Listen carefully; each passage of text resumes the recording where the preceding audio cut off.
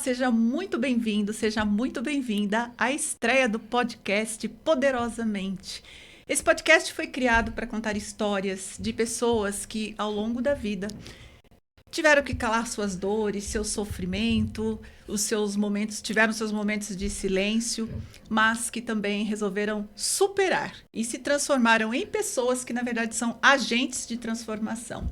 Eu sou Inês Martins, eu sou psicoterapeuta com abordagem filosófico-sistêmica e eu estou na área da saúde mental há 25 anos. E eu estou muito feliz de inaugurar esse podcast hoje. Tem uma convidada muito importante, uma pessoa que é uma honra estar aqui comigo como a minha primeira convidada do podcast.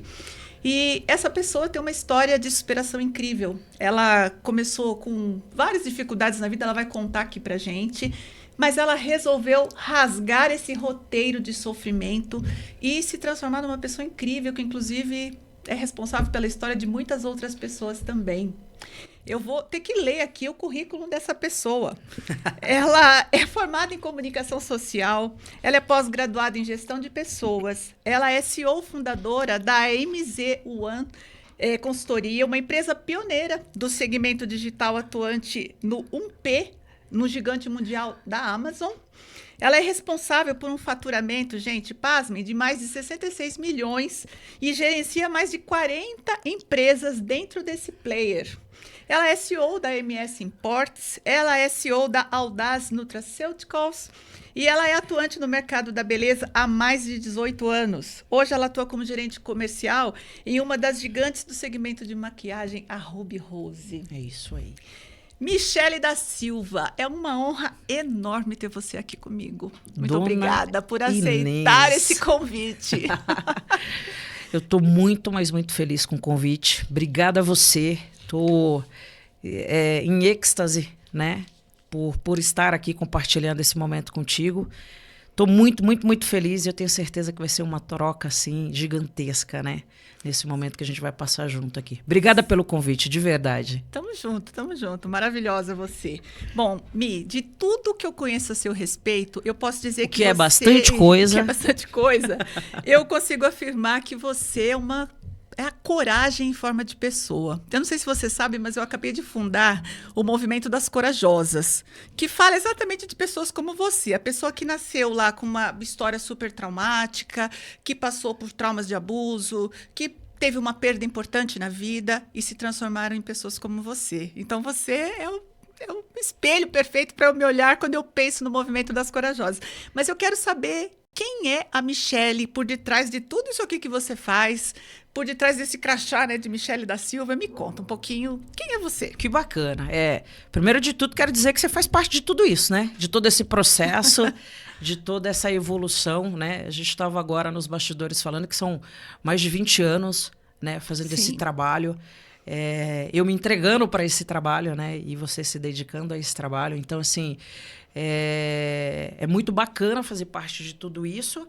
E o que me encoraja, o que na verdade, né, me traz aqui, dentro de tantas frentes de empresa, de trabalho que a gente que eu estou desenvolvendo aí, é o fator, na verdade, né? De querer sempre mais, de querer buscar sempre mais, de querer desenvolver. Eu falo que eu tenho uma coragem, uma ansiedade muito grande por fazer, né? Por desenvolver. Então, isso para mim é primordial, né? Eu tenho dentro do contexto, falando um pouquinho, você falou um pouquinho das empresas, né? Deixa eu só contextualizar um pouquinho das empresas aí, porque toda empresa ela vem com muito propósito. Sim. Né? Ela vem com muita história por trás de cada empresa, né? Então, assim, elas foram construídas baseadas em um contexto de história e de impactar mesmo vidas, né? Sim. Então, é muito bacana quando eu venho para um momento como esse poder falar sobre tudo isso daí, né? Então, obrigada de novo, de verdade. Eu também te agradeço, você é uma grande inspiração para mim, saiba disso, né? Bom, muita gente que vê a Michele hoje atuando como atua, com todas essas empresas, com todo esse trabalho, com todo esse desenvolvimento, não sabe a história que tem por detrás disso, né? Que louco, né? Acho que poucas pessoas conhecem a sua história. Eu conheço bastante por conta do nosso, do nosso trabalho juntas. E que bom que sabe, né? E você não chegou onde chegou por acaso. Eu sei que você tem histórias bastante traumáticas aí. A gente conversou sobre isso. Você pode abrir um pouco pra gente o que aconteceu. Mas eu sei que você morou na rua. Eu sei que você teve uma perda trágica, né, do seu irmão. Eu sei que a sua família se sustentou pela fé da sua mãe, que é uma grande mulher mesmo. Também, uma mulher que a gente admira muito, né? Eu não a conheço pessoalmente, mas só de escutar toda essa história. O que você gostaria de contar pra gente sobre isso? E que eu enfatizo muito, né? Sobre ela, sobre o quão grande é a dona Raimunda, né? Porque ela, na verdade, foi uma grande mulher e se eu sou o que eu sou, é muito do espelho que eu tive dentro de casa e tudo. Mas é legal você falar, Inês, porque por diversas vezes, né, eu nunca quis contar essa história, até para não me tornar vítima, né, da minha própria história, né? Mas a jornada, ela mostra que se tem uma coisa que eu nunca fui vítima de tudo que aconteceu, né? Eu sempre tive muita fé em Deus, sempre acreditei que tudo tinha um propósito muito claro, né? Claro não, né? Mas tinha um propósito e que em algum momento ia ficar claro para mim. E toda vez que eu passo por uma dificuldade, é nisso que eu me embaso, né?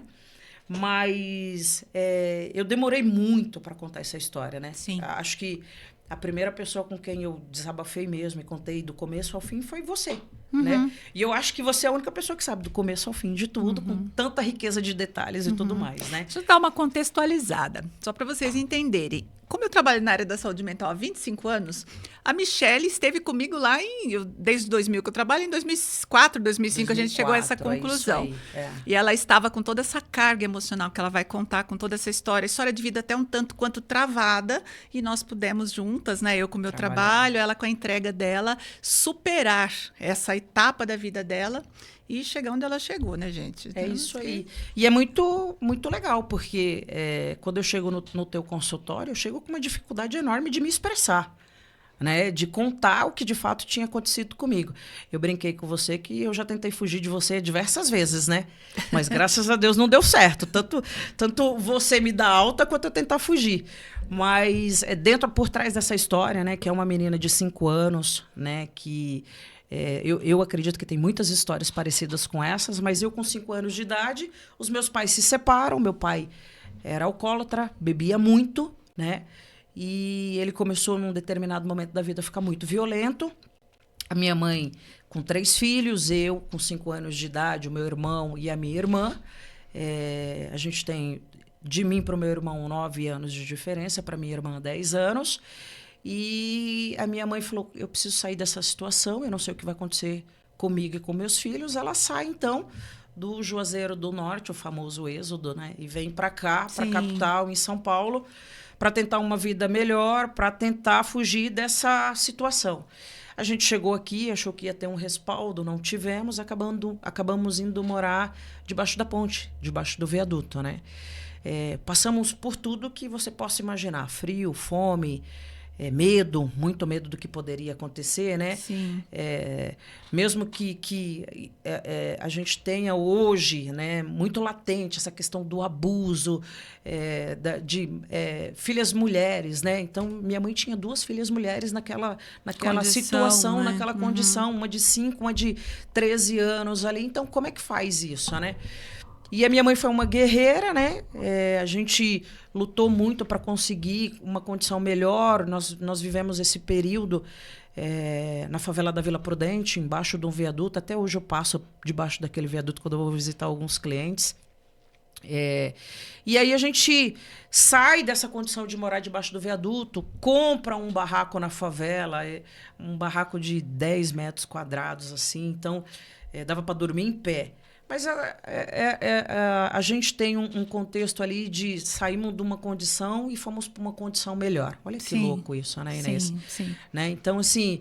Era uma evolução, né? Sair da rua para debaixo de um teto, ainda que fosse um barraco. É isso aí. E eu conto, é muito legal, porque eu conto, inclusive, numa reunião que a gente teve recentemente dentro da MZ1 sobre alinhamento e desenvolvimento para o segundo semestre, eu disse exatamente, eu contei um pouco dessa história e disse o seguinte para eles. Aos 5 anos de idade, morando debaixo do viaduto, eu tive uma virada de chave que se você me perguntar, como você já me perguntou, o que se deu a isso, eu não tenho explicação. Mas aos 5 anos de idade, eu conto essa história que tinha um carro de maçã passando na rua. E aí estava vendendo maçã, compre maçã, e eu chego para minha mãe, ela tá lá limpando um fogãozinho velho e tudo, e eu falo para ela, mãe, compra maçã para mim? E ela diz, filha, eu não tenho dinheiro. E eu, compra, criança, não entende muita coisa. Compra. E a minha mãe cai ali, começa a chorar e diz, eu não tenho o que dar para comer para os meus filhos, né? Que essa era a realidade, a realidade e a condição, é isso aí. E aí eu abraço ela e digo para ela, fique tranquila, eu vou mudar a história da nossa família, eu vou lutar muito pela nossa família, isso. Né? E eu venho fazendo isso ao longo dos anos. Diante de tudo isso, eu achei que Deus já tinha me provado, que eu já tinha passado por tudo, que as dificuldades e tudo, que a fome, a vontade, a necessidade, tudo já tinha acontecido comigo aos 12 anos de idade. A gente estava morando dentro da favela da Vila Prudente. Eu vejo meu irmão, com 18 anos, ser assassinado na minha frente. Sim. Então, eu tomo um baque muito grande, mais uma vez, né? De vida e tudo mais. Saímos de novo, né? Perdemos tudo, saímos de novo da favela, da capital ali, São Paulo. E quando eu venho aqui para Sumaré, morar em Sumaré. Então, começando tudo do zero, perdemos tudo e tudo mais. Então, assim, essa é a minha história, né? A parte difícil, né? Contextualizando de tudo que aconteceu, né? Dentro do meu contexto de vida. E aí, depois disso, quer que eu já continue aqui? Embarque aqui? Pode continuar? Depois você veio para Sumaré, que idade você estava? Eu estava com 12 anos. Com 12 anos Conta de mais idade. Um pouquinho, até você chegar adulta. Conto. E aos 12 anos de idade, eu chego em Sumaré e mudança de vida. E aí eu vou morar na casa de uma tia e a gente começa tudo do zero novamente. Eu, na minha rebeldia, eu acabei de perder o cara que eu tinha uma referência masculina, né? Sim. A maneira que foi, né? Inexplicável, né? Então, assim, eu por diversas vezes, eu lembro muito claramente que quando eu cheguei no teu consultório para contar essa história, eu não conseguia contar essa história, né? Eu não conseguia falar com clareza, com abertura essa história. Porque na minha cabeça eu tinha muito claro que a primeira pergunta que as pessoas iriam me fazer é: o Anderson mexia com alguma coisa errada? E eu lembro que teve muito trabalho terapêutico para isso, né? Que você me trabalhou muito para isso, para poder realmente falar sobre a história. E foi um período de grandes reviravoltas, de revoltas, de uma menina com 12 anos que falou, não quero mais nada, acabou tudo e tudo mais. E, de novo, né? Acontece uma virada de chave, minha mãe me chama, diante de tanta rebeldia e tudo mais, e diz o seguinte para mim... Viu, vem aqui, deixa eu te contar uma coisa. Aos 5 anos de idade, você me prometeu uma coisa. E você precisa cumprir. E aí eu olho e falo, cara, preciso mesmo. Preciso cumprir isso daqui. Que papel, né, dessa mulher na tua vida, né? Ela é ímpar. Tipo assim, se lembra do que você prometeu, né? Lembre-se de quem você é, né? O que você veio fazer aqui. Muito lindo isso. Exatamente. E assim, e aí eu tenho uma segunda virada de chave, e aí eu começo a estudar muito, começo a me preparar. Aos 19 vou para a faculdade, não tinha dinheiro para pagar a faculdade, mas falei, vou para a melhor faculdade que vai conseguir me dar condição e vai me dar embasamento para eu poder ser alguém na vida. E escolho a melhor faculdade, absurdo de caro a mensalidade, vou para lá, sem ter R$1 no bolso, tinha o dinheiro de fazer a matrícula, fiz a matrícula, entrei para a faculdade, comecei a estudar, e eu conto essa história porque era uma faculdade que tinha uma catraca para poder entrar. E eu estava com a mensalidade atrasada, então todo dia que eu ia para a faculdade, eu ia com medo daquela catraca me travar e não deixar eu entrar. Mas eu tinha um objetivo muito claro na minha vida, eu precisava finalizar aquela faculdade. Depois de 8 meses fazendo a faculdade, muito endividada, renegociando dívidas e mais dívidas, devia um carro zero dentro da faculdade, eu consigo uma bolsa 100% no Escola da Família, que eu trabalhava aos finais de semana, para pagar a faculdade. Então, eu trabalhava durante a semana, finais de semanas eu trabalhava nesse projeto, que era um projeto social, disponibilizado pelo governo. Sim. Mas que eu ficava no sábado e o domingo, das 9 da manhã às 17 horas, a dispor desse projeto e tudo.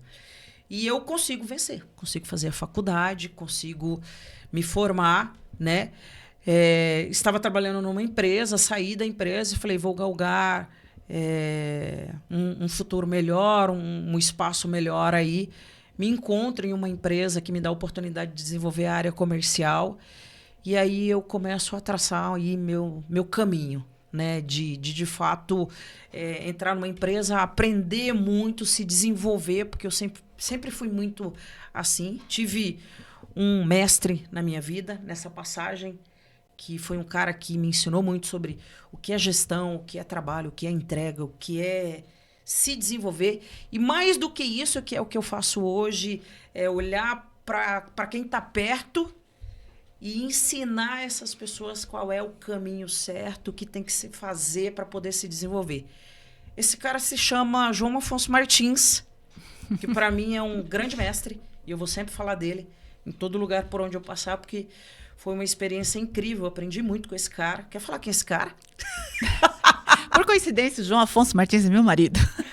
Pois é, e é muito legal porque dentro desse contexto todo que eu te contando, quem me leva até você é o próprio João, né? Uhum. O João, com uma sabedoria incrível, identifica que eu tenho muito potencial, mas que eu tenho algo que está me travando. Olha que legal, né?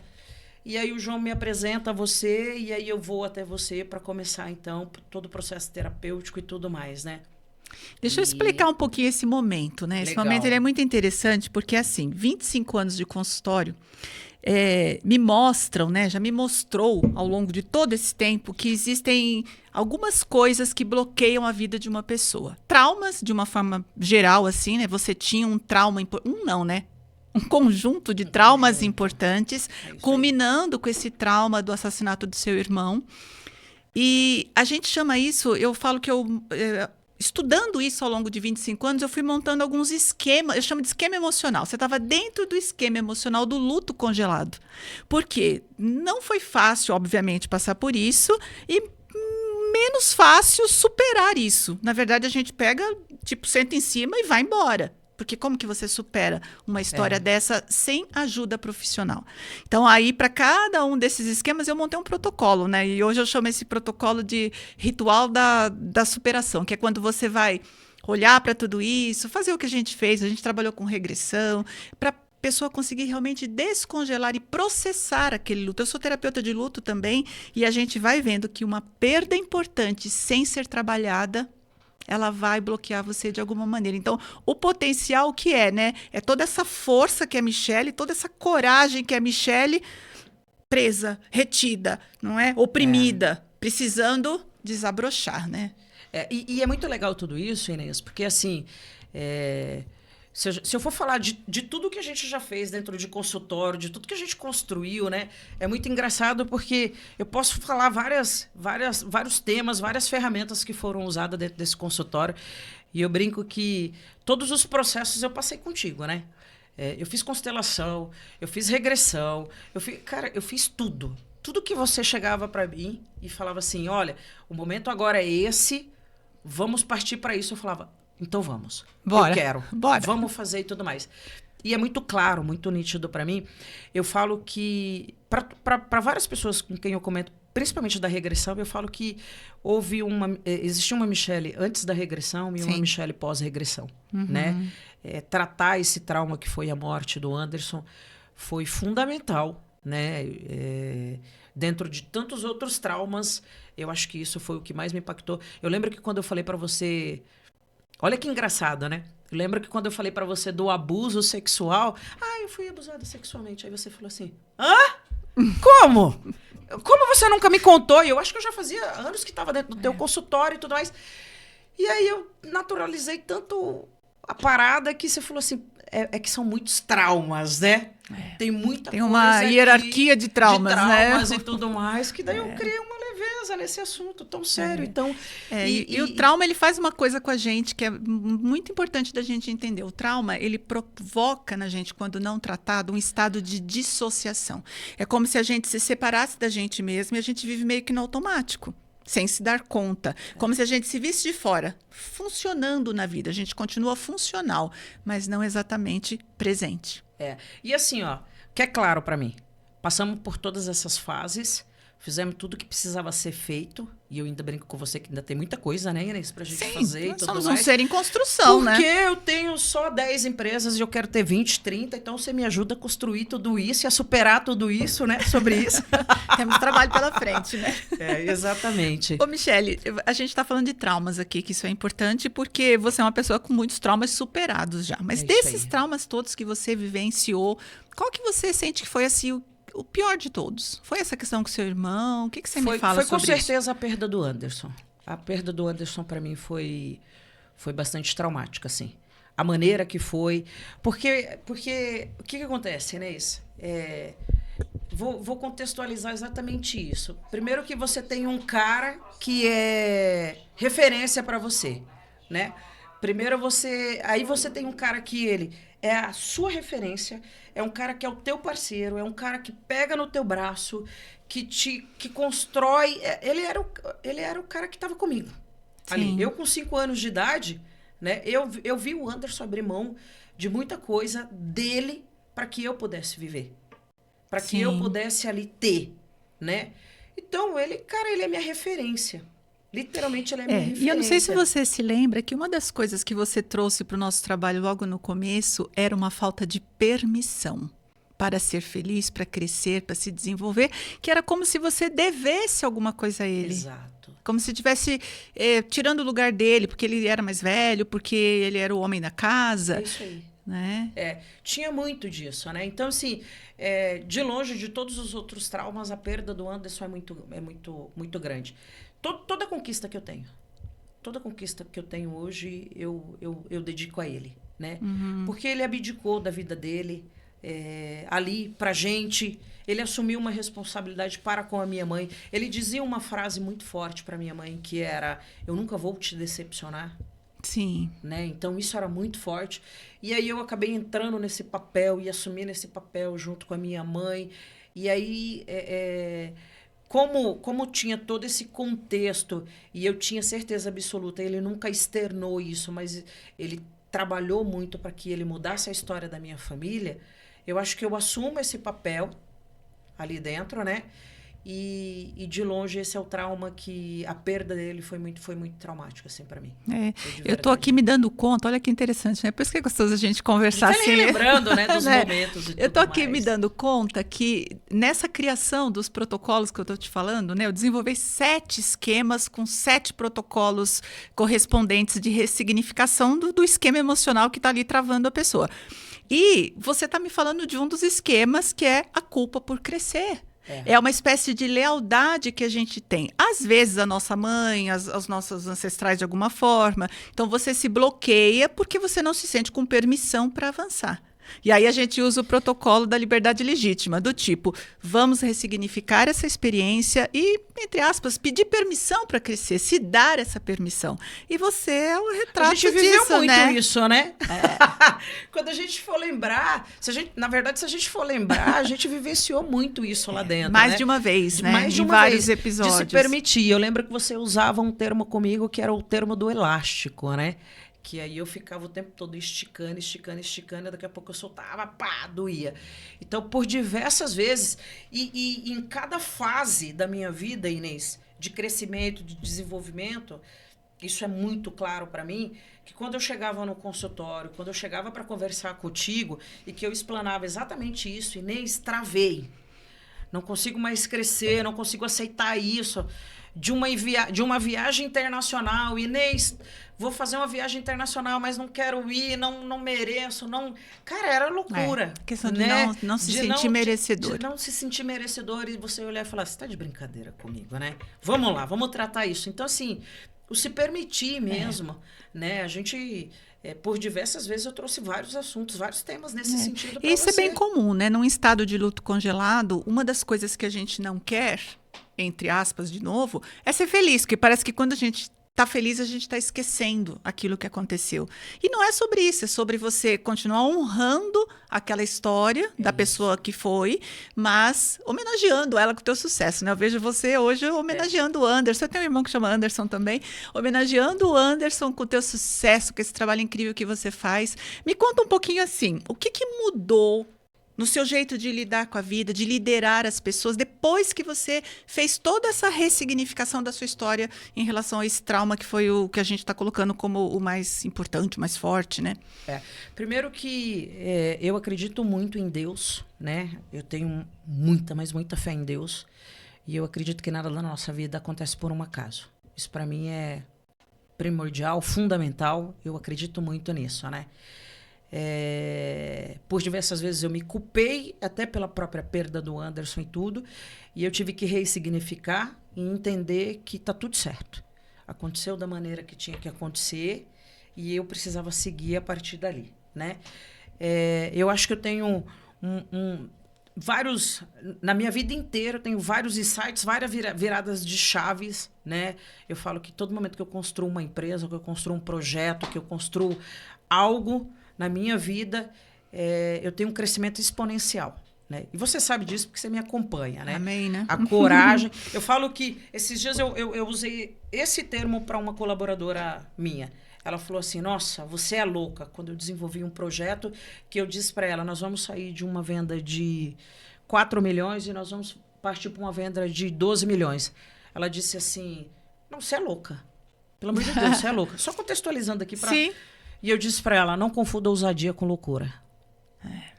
Né? Então, assim, eu sempre fui ousada, você sabe disso, né? E Eu corajosa, sempre... né? Eu falo que a coragem, ela não é ausência de medo, é você saber que o medo tá ali, mas continuar de qualquer maneira. E você é bem isso, né? E quando você fala da palavra coragem, me traz várias lembranças assim. Eu tenho vários amigos que estão comigo ao longo dos anos e tudo, depois que eu vim morar para cá. E eles dizem exatamente isso para mim. Eles falam assim, nossa, você tem muita coragem. Quando eu saio de um CLT, que eu vou para um PJ, que eu vou lá, monto a minha empresa, que daí eu fecho a empresa aqui, vendo essa empresa, compro outra, troco, nanana. Quando eu faço todo esse movimento, eles ficam olhando para mim e falam, não, Michele é fora do contexto, Michele tem coragem demais. Michele tem coragem demais. Ponto fora da curva. E até é muito engraçado porque é sobre ter coragem mesmo, é sobre você acreditar e tudo muito baseado na fé que eu tenho de primeiro eu coloco o pé, depois eu sei que Deus vai colocar o chão eu vou fazendo. Obviamente que eu tenho toda uma retaguarda aqui, olhando, eu brinco que eu tenho muita gente orando por mim, eu tenho uma terapeuta maravilhosa que está cutucando e falando, viu, ó, isso aqui precisa tratar, isso aqui melhor a gente isso aqui. tá?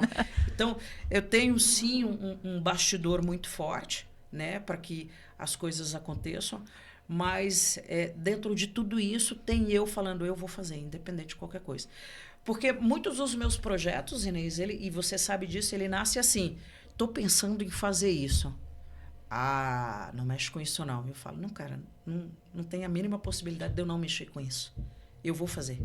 Né? Eu vou tocar isso daqui, eu vou desenvolver isso daqui. Sim. Né? Então, tudo que eu faço na minha vida está muito atrelado a isso. E respondendo a sua pergunta, sem deixar sem resposta, essa perda, né, ela é ressignificada dentro de um consultório, que faz com que eu acredite que tá tudo certo, vamos tratar isso, né, vamos olhar para isso com carinho. Não quer dizer que foi qualquer coisa, foi um ponto muito importante. Com certeza. Dentro da minha vida e tudo mais. Mas que eu preciso usar isso como estímulo. E não como um problema para deixar eu dentro de casa, para me causar uma depressão. Eu falo que eu nunca tive depressão. Nem vai ter. Mas eu tive crise do pânico. Ah, mas a crise do pânico foi por quê? A crise do pânico foi porque eu trabalho demais. Porque eu construo demais. Olha que bacana. Então, assim... Esse trauma, na verdade, ele, ao invés dele me jogar para trás, ele me impulsiona, mas com um contexto muito claro. Eu tive que trabalhar muito. Isso daqui. Eu tive que entender. Eu tive que parar, na verdade, para entender tudo isso. Né? E hoje é muito claro para mim. Todo esse contexto da perda, do sentimento dele não estar aqui, da ausência dele, né? E eu sou muito eu vou sempre tentar me colocar no lugar do outro, né? Do entender. Se para mim, enquanto irmã, é tão dolorido, tão sofrido, imagina o sofrimento da minha mãe. Sim. Né? Que é perder um filho. Então, a minha dor não é nem 10% do tamanho da dor dela. Então, deixa eu ressignificar mesmo a minha dor aqui, porque eu tenho muita entrega para fazer para dona Raimunda ainda. Sim, sim. E toda dor, ela é muito particular, né? É isso mesmo. Eu acho que, às vezes, a gente fala, mas isso foi bobagem, ou eu não deveria estar sofrendo por isso, tem gente sofrendo muito mais do que eu. E a dor é uma coisa individual, é particular. Aquilo que pega para você, né? Eu tenho certeza que a dona Raimunda é uma mulher muito forte, sim, né? Sim. E para uma mãe, perder um filho é uma das piores dores, porque é totalmente antinatural, né? Se a vida seguir um fluxo natural, as mães morrem antes dos filhos. Toda vez que um filho morre antes da mãe, não importa, a mãe pode ter 80 e o filho 60. Ela vai sofrer porque é antinatural demais. É o luto mais difícil de ser processado. Então, a dona Raimunda é uma mulher rocha, né? E dizem que o fruto não cai longe da árvore, né? Então, tá aí, ó. A Michele. Michele, a gente já tá quase fechando. Aí passa tão rápido, né? Já tô achando ruim que tá acabando. A gente tem que vir outro dia aqui de novo. Bom, eu sei que tem mulheres que estarão assistindo, né? Essa nossa entrevista, essa nossa conversa. Algumas mulheres que estão presas na dor delas, no medo, nos traumas, no luto. Porque todos nós temos essas histórias que nem sempre a gente conta. Muitas histórias que as pessoas não veem. Eu tenho as minhas, você tem as suas. É isso. O que você gostaria de dizer para essas mulheres? Tipo assim, ó, qual o conselho que a Michele, bem lá atrás, precisaria ter recebido para ir um pouco mais rápido, para crescer, para se desenvolver, que você gostaria de deixar para as mulheres hoje? Eu vou contextualizar da seguinte forma. A gente está prestes a fechar uma mentoria, né? E exatamente porque eu penso no ponto de partida a partir de agora, que eu quero ganhar velocidade, muito mais velocidade dentro das coisas que eu já executei, dentro das coisas que eu já fiz.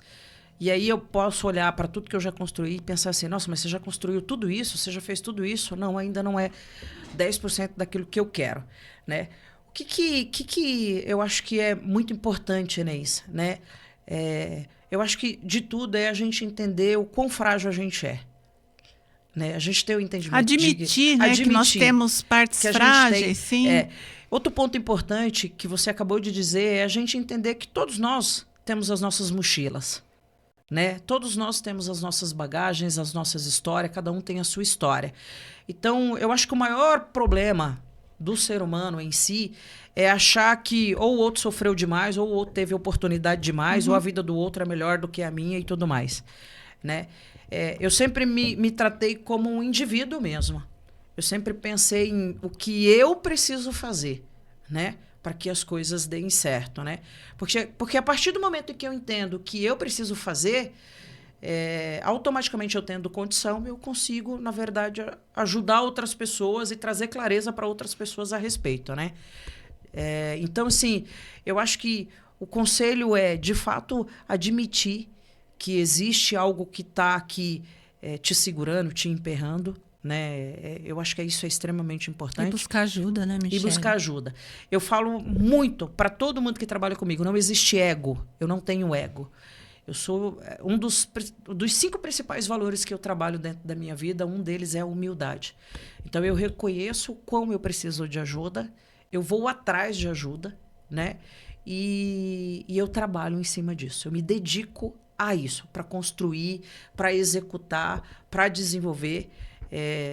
Você sabe bem, são mais de 20 anos dentro de um consultório e tudo, e eu estou sempre buscando, na medida que eu saio, né, eu volto e falo, Inês, o momento é esse, o que eu faço? Né? Me ajuda agora, porque eu preciso sair daqui e ir para lá. Então, assim, é muito importante a gente entender que a gente não vai resolver tudo sozinha. E a gente precisa de ajuda. E é assim, né? Os buscadores, como você como eu sou, a gente está aqui nesse patamar e a gente precisa se reforçar, se trabalhar para viver esse patamar. Bom, isso aqui vai jogar a gente para um próximo patamar, mais alto. Exato. E aqui a gente vai enfrentar os desafios desse patamar e a gente vai precisar de ajuda de novo. Isso é muito legal, né? Mas isso também é um ato de coragem. Sentar numa cadeira de terapia, expor a sua história, olhar para a sua dor, tratar, isso é um ato de coragem.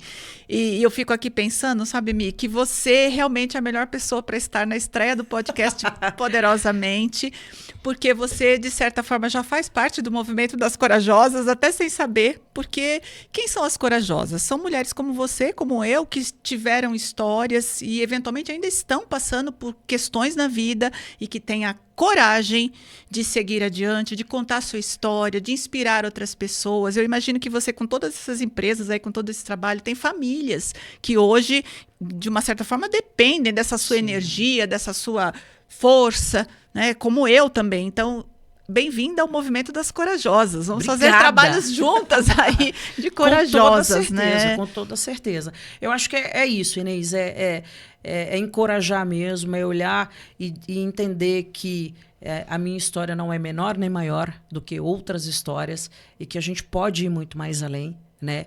Desde que a gente tenha isso muito focado, com um objetivo muito claro, né? De novo, por diversas vezes você teve que me mostrar... Eu entendi qual que é a sua mensagem, mas o objetivo é esse daqui, né, Michele? Não, é esse aí mesmo, Inês. Então, assim... Falando nisso, né? O que te move? Você consegue dizer, em poucas palavras, o que te move hoje? Por que você faz tudo isso que você faz? Olha que engraçado, né? Eu estava com uma amiga hoje, pela manhã, falando exatamente sobre isso. Dinheiro não é mais o que me move. O que me move hoje é, primeiro, o desafio. O fato de estar fazendo algo novo. Isso me move muito, né? Aquilo que me deixa, que já me coloca numa linha de conforto, eu falo, não quero mais. Peraí, isso aqui eu já posso abrir mão, deixa eu tocar outra coisa. Isso me move muito, a questão do desafio. Mas eu tenho um propósito de vida muito forte, que eu quero ser o João Afonso na vida de muitas pessoas. Vou contar para ele hoje. Pode contar. Eu quero impactar vidas. Eu quero transformar vidas. Eu quero pegar várias Micheles de 5 anos de idade, que está dentro de uma comunidade, que está dentro de uma favela, que não sabe para onde ir, que não sabe o que fazer, e fazer com que isso se transforme. Eu quero pegar os colaboradores que estão dentro da minha empresa e dizer para eles, olha de onde eu vim e olha onde eu cheguei. Vocês também podem fazer isso. Vamos construir isso junto. Então, dentro dos meus principais valores, eu tenho 5 valores na minha mão. É crescer e evoluir junto. Uhum. Então, eu quero impactar essas vidas, eu quero trabalhar essas vidas. E eu vou criar vários projetos e vão ter várias outras empresas. E a Leslie, minha esposa, que tenha muita paciência comigo, mas vamos lá. A gente trata a Leslie também, tá? Por via das dúvidas. Eu indiquei a Inês. Olha, você representa muitas mulheres que acham que não conseguem, que por conta de suas histórias não vão conseguir ir adiante. Você está aqui mostrando que isso é possível. Eu quero te agradecer demais, Michele, por ter parado lá todo esse seu movimento. A Michele é uma pessoa muito movimentada. Parar e vir até aqui, né? Ela trabalha em Campinas, veio até aqui. Dedicar um tempo para conversar com a gente e eu sou muito grata. Você é uma grande inspiração. Esse podcast vai ser assistido em breve por outras pessoas, será uma inspiração para muitas outras mulheres. E suas considerações finais, né? Estamos terminando. Eu quem agradeço. Na verdade, quem tem que agradecer algo aqui sou eu, né? Eu falo muito essa frase, dai a César o que é de César. Você sabe da participação que você tem na minha vida, no meu crescimento, no meu desenvolvimento. Quando eu cheguei no teu consultório, como qualquer pessoa que está começando o processo terapêutico, tem suas dificuldades, suas limitações, quer fugir, quer correr, não quer participar. E hoje eu sou alguém que me entrego de corpo e alma em tudo que a gente vai desenvolver, em tudo que a gente vai criar, porque... Eu vejo ao longo desses anos a minha evolução, sim, o quanto eu mudei, né? E o quanto eu ainda tenho para mudar, porque na medida que eu construo, eu também quero mudar, eu também quero ter essa direção. Então, eu te agradeço demais, me sinto, assim, honrada de estar no teu primeiro podcast aí. Poderosamente, eu tenho certeza absoluta que vai impactar muitas vidas, e eu espero mesmo que impacte, e eu espero que eu consiga ver... tantas vidas modificadas como a minha foi. De verdade, Inês, de coração. Amém. Quero dizer que o teu trabalho é espetacular. Se você falar para mim que você vai vender bala no Farol, eu vou estar lá no Farol querendo comprar, porque eu sei que essa bala tem alguma coisa diferente que vai fazer eu mudar meu pensamento e sair para cima a bala e tudo hipnótica. mais. É isso aí. Mas porque eu acredito demais no teu trabalho e você sabe disso. Muito obrigada, Michele. E obrigada por compartilhar tudo isso com a gente. Bom, e se esse podcast tocou você de alguma maneira, compartilha, curte, segue a gente. Esse podcast vai estar aí nas nossas redes. Siga e entenda que você, não importa o que você viveu lá atrás, você não precisa ficar reduzida à sua história. Aqui a gente tem um exemplo incrível, que é a Michele da Silva contando toda essa história de superação, e essa história pode ser a sua história também. Até o próximo episódio.